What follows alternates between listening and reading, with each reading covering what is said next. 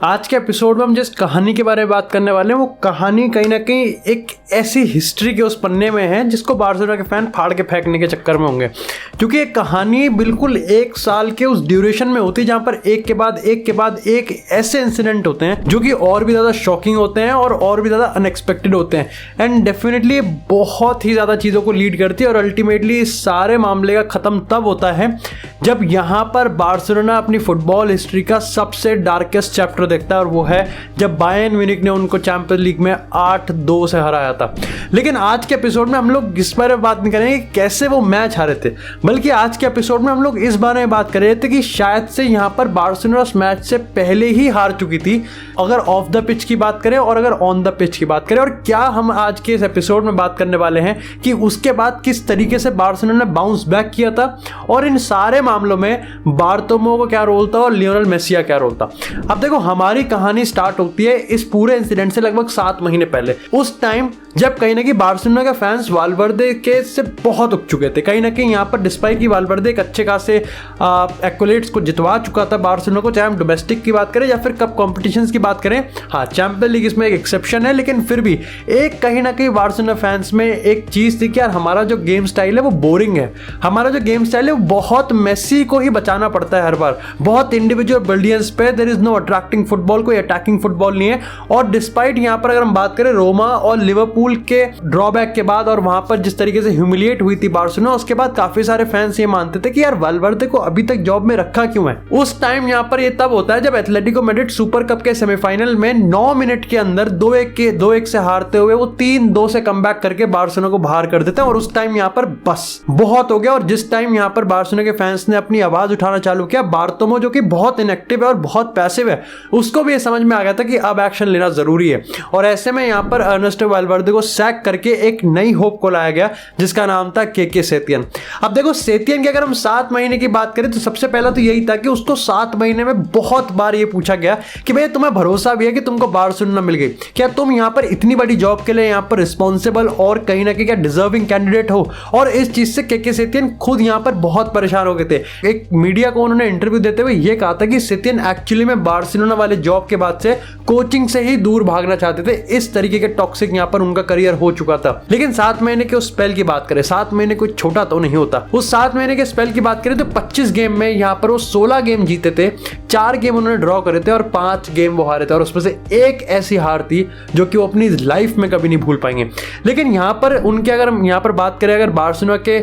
Sporting director की, जो कि 2010 से 2020 तक एम्प्लॉयड थे, जिन्होंने अपने आखिरी साल में जब वो एम्प्लॉय थे बार्सिलोना में ये चीज होते हुए देखी थी, उन्होंने इस चीज को रिमाइंड करते हुए ये बात कही कि बार्सिलोना कहीं ना कहीं लिस्बन में जब उतरी थी इस मैच के लिए, बार्सिलोना जब पोर्चुगल में इस मैच के लिए उतरी थी बायर्न के अगेंस्ट, उससे पहले ही वो हार चुकी थी, उससे पहले ही हमने घुटने टेक दिए थे, क्योंकि हमारे में ड्रामे इतने ज्यादा चल रहे थे कि ऑलरेडी हमारे पैर दलदल में फंसे हुए थे। उन्होंने कहा कि और उनकी बात को अगर हम थोड़ा सा टटोले भी तो बात भी सही है। देखो, उस टाइम यहाँ पर चल क्या रहा था कि अगर 7 महीने के उस पूरे अंतराल की बात करें, वाल्वर्दे की जो सैकिंग हुई थी वो काफी डिसरिस्पेक्टफुल थी कई लोगों के हिसाब से। कई लोग ये मानते थे और खुद वाल्वर्दे ने भी एट टाइम से बोला था कि उनको खुद ये न्यूज़पेपर में पढ़ना पड़ रहा था कि उनके पीछे यहाँ पर किस तरीके से बार्तोमो का जो पूरा एडमिनिस्ट्रेशन है वो बाकी कैंडिडेट से यहाँ पर इंटरव्यूज ले जा रहा है। इसमें जावी का नाम भी था और बाकी के लोगों का नाम भी था। और वाल्वर्दे कहते थे कि मैंने जितना भी किया ये मेरे को बता सकते थे कि भाई मेरी जरूरत नहीं है और ये मेरे को सैक करने वाले हैं, लेकिन मैं तमाम हर दिन अखबारों में सिर्फ अपना नाम पढ़ता था और ये मेरे लिए बड़ा डिसरिस्पेक्टफुल और कहीं ना कहीं थोड़ा सा डिस्टर्बिंग था कि मैं अपने काम पे कैसे ध्यान दूं जब मेरे को पता चल रहा है कि क्लब मेरे को बिल्कुल भी सपोर्ट नहीं करता और सिर्फ एक मौका ढूंढ रहा है मेरे को जॉब से निकालने के लिए। इसी के साथ यहाँ पर पैंडेमिक था और बार्तोमो के जो स्कैंडल थे और करप्शन था उसके चलते यहाँ पर बार्सिलोना फाइनेंशियल दबाव में और बर्डन में आ चुकी थी, इतना कि यहाँ पर लोग ये सवाल खड़े करने लगे थे कि लियोनेल मेसी का कॉन्ट्रैक्ट रिन्यू करने के पैसे भी अपने पे हैं। और एक मुद्दा यहाँ पर यह था कि जिस तरीके से लियोनेल मेसी ने अपना यहाँ पर ट्रांसफर रिक्वेस्ट हैंडओवर किया था वो भी बहुत बड़ा मुद्दा था। ट्रांसफर रिक्वेस्ट हैंडओवर एक ब्यूरो फैक्ट्स के पहले ही कहीं ना कहीं लोगों को खबर आनी स्टार्ट हो गई थी कि कहीं ना कहीं मेसी और बार्तोमो के बीच में जो सिस्टम है वो बिल्कुल भी नहीं है और ऐसे में इनकी जो रिलेशन है वो अपने लोवेस्ट पॉइंट पे आ चुके हैं अगर इंटायर बार्सा की और मेसी की हिस्ट्री की बात करें। देखो, यहाँ पर ये तो वो थे जो कि पब्लिक डोमेन में अवेलेबल थे। इसके अलावा अगर हम बात करें तो आपको समझना पड़ेगा कि जैसे वाल्वर्दे की सैकिंग की हम बात करते हैं, केके सेतियन ने कैसे ड्रेसिंग रूम खो दिया, लेकिन एक मुद्दा ये भी था कि जब फरवरी में एरिक अबिडाल जो कि उस टाइम के स्पोर्टिंग डायरेक्टर थे, उनकी यहाँ पर लियोनेल मेसी से भिड़त हो गई थी। और ये इस बात पे हुई थी कि जब एरिक अबिडाल ने एक इंटरव्यू में ये बात कही कि देखो वाल्वर्दे कहीं ना कहीं ड्रेसिंग रूम खो चुका था, लेकिन उन्होंने ये बात की थी कि जो प्लेयर्स थे वो उन्होंने सुनना भी बंद कर दिया था। और यहाँ पर वो क्योंकि वाल्वर्दे के साथ एक अपना जो रिलेशन है और रिलेटेबिलिटी है वो उनकी अलाइन नहीं होती, और ऐसे में उन्होंने काम करना ही बंद कर दिया था और हार्ड वर्क भी उन्होंने नहीं किया। उन्होंने कहा कि प्लेयर्स को रिस्पॉन्सिबिलिटी लेनी पड़ेगी क्योंकि उनकी वजह से वाल्वर्दे को सैक होना पड़ा, क्योंकि उन्होंने अपना काम ढंग से नहीं किया। इसके बाद यहाँ पर बहुत रेयर केस होता है जब लियोनेल मेसी ऐसी पॉलिटिकल चीजों में घुसते हैं। लियोनेल मेसी ने उस इंटरव्यू का पार्ट, और जिस पार्ट में उन्होंने एरिक अबिडाल ने लिखा था और ये बोला था, उसको हाईलाइट करते हुए इंस्टाग्राम पे एक स्टोरी डाली थी और उन्होंने ये बताया था कि भाई मैं ज़्यादा बोलता नहीं हूँ, लेकिन सबसे पहली चीज़ ये है कि अगर ये एक फेलियर हुआ है तो उसकी रिस्पॉन्सिबिलिटी सबको लेनी पड़ती है, और हम जो प्लेयर्स होते हैं वो सबसे पहले रिस्पॉन्सिबिलिटी लेते हैं और सबसे पहले अपना चेहरा दिखाते हैं। लेकिन जब बात ऐसी होती है, जब आपका प्लेयर का जब आपके क्लब का इतना हायर ऑफिशियल ये बात बोल देता है, तो उन्होंने ये चीज़ कहा कि भाई ऐसे में आप प्लेयर का नाम लिया करो,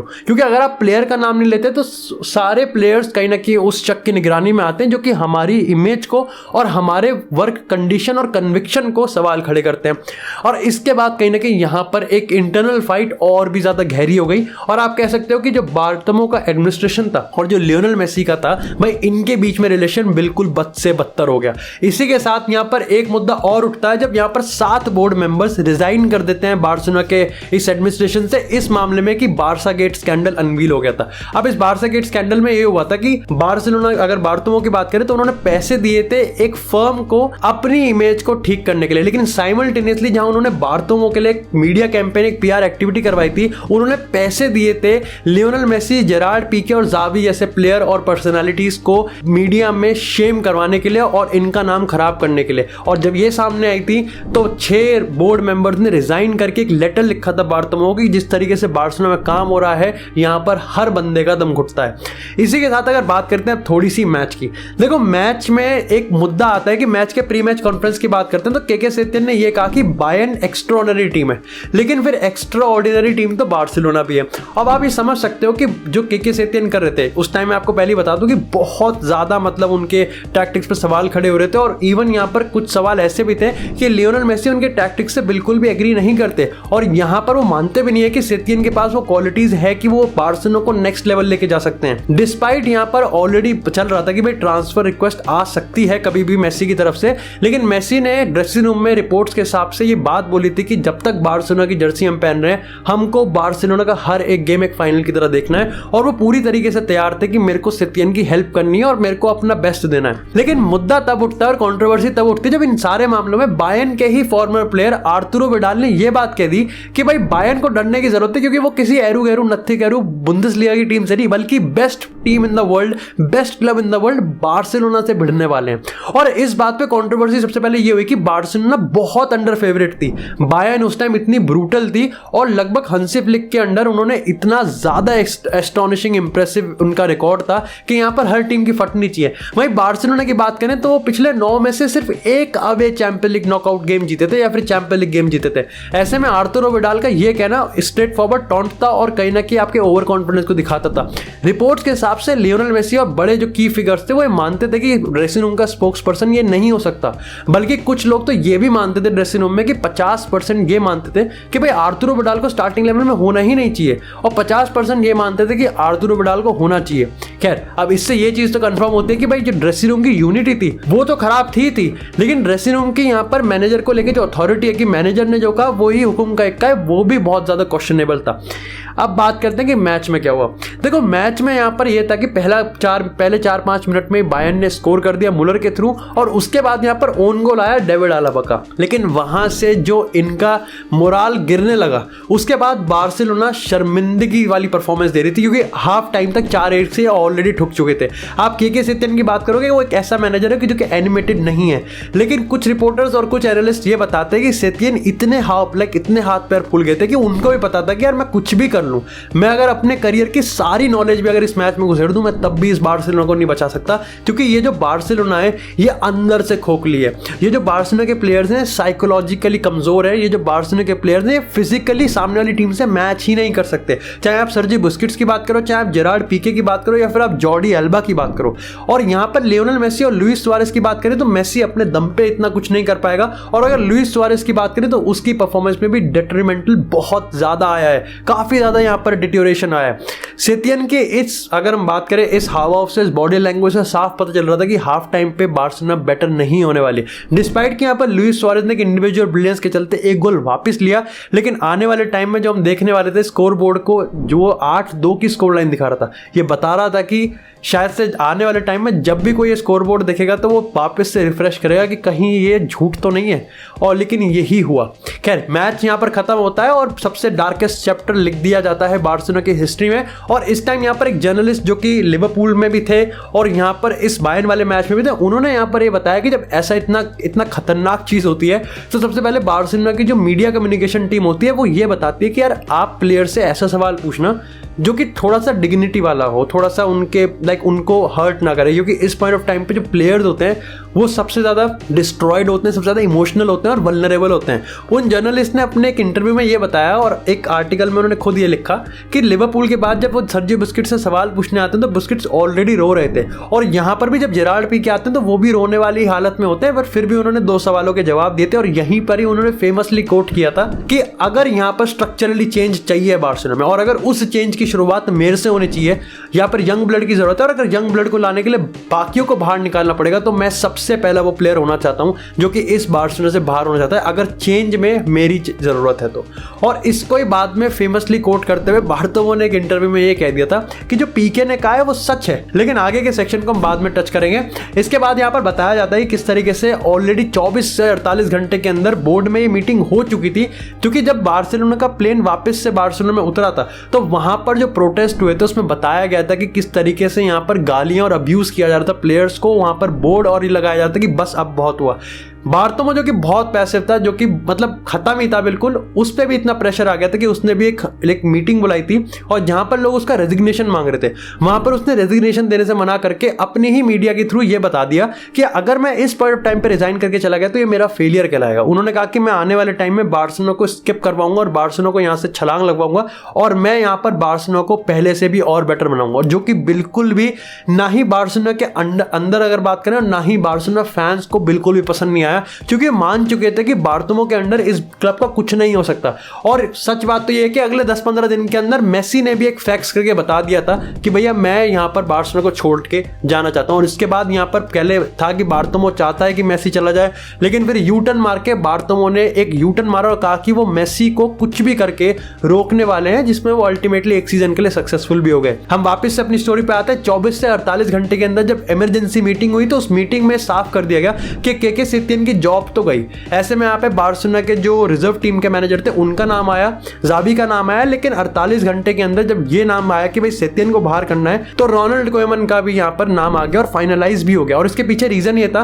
कि रोनाल्ड कोएमन की हिस्ट्री बार्सिलोना में है और साथ ही यहाँ पर बार्सिलोना फैंस को इस समय एक ऐसी चीज चाहिए जो कि उनको होप दे सके और रोनाल्ड कोएमन वो चीज दे सकता है। बार्टोमो का यहाँ पर एक इंटरव्यू था और एक फेमस कोट था जब बार्टोमो ने कहा कि जो जेरार्ड पीके ने कहा है मैं उससे एग्री करता हूँ, लेकिन उन्होंने कहा कि हमने ऑलरेडी डिसीजन बना लिए हैं और हम पहले से ही सोचते आ रहे थे कि हमको क्या करना है। इस चीज का बार्सिलोना फैन ने बहुत क्रिटिसाइज किया। उन्होंने कहा कि इतनी खराब चीज हो गई है, यहाँ पर आपका क्लब बिल्कुल क्रम्बल्ड हो चुका है, रो चुका है। आप यहाँ पर अपने डार्केस्ट चैप्टर आपके रेन के अंदर लिख के आ रहा है, आप फिर भी ये ऑडेसिटी रखते हो कि आप अपने फैंस को ये बता रहे हो कि आपको चिंता करने की जरूरत नहीं, हमने ऑलरेडी डिसीजन बना दी, लेकिन क्या बनाए हैं वो हम आपको नहीं बता सकते। क्योंकि इस पॉइंट ऑफ टाइम पे काफी एनालिस्ट के हिसाब से बार्सिलोना के फैंस को कुछ ऐसा चाहिए था जो एक होप की तरह है और रोनाल्ड कोएमन की अनाउंसमेंट वो इनफ नहीं थी। इसके बाद यहाँ पर ये भी बता दिया गया कि भाई बार्टोमो के जब उन्होंने इमरजेंसी मीटिंग ली तो अनट्रेडेबल जो थे वो सिर्फ 3 ही प्लेयर थे, जिसमें एंटोन ग्रीजमैन का नाम था, मार्क-आंद्रे ter Stegen का नाम था और लियोनेल मेसी का नाम था।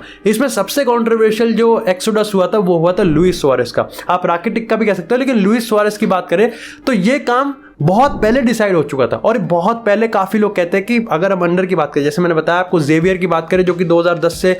2020 तक चीफ एग्जीक्यूटिव थे, उन्होंने यहाँ पर बताया कि बार्टोमो के एरा में कंफर्म हो चुका था कि लुइस सुआरेज और लियोनेल मेसी को अलग करना पड़ेगा, डिस्पाइट कि पता था कि लियोनेल मेसी और लुइस सुआरेज बहुत क्लोज है। अब देखो स्टैट्स ये बताते तो हैं कि लुइस सुआरेज यहाँ पर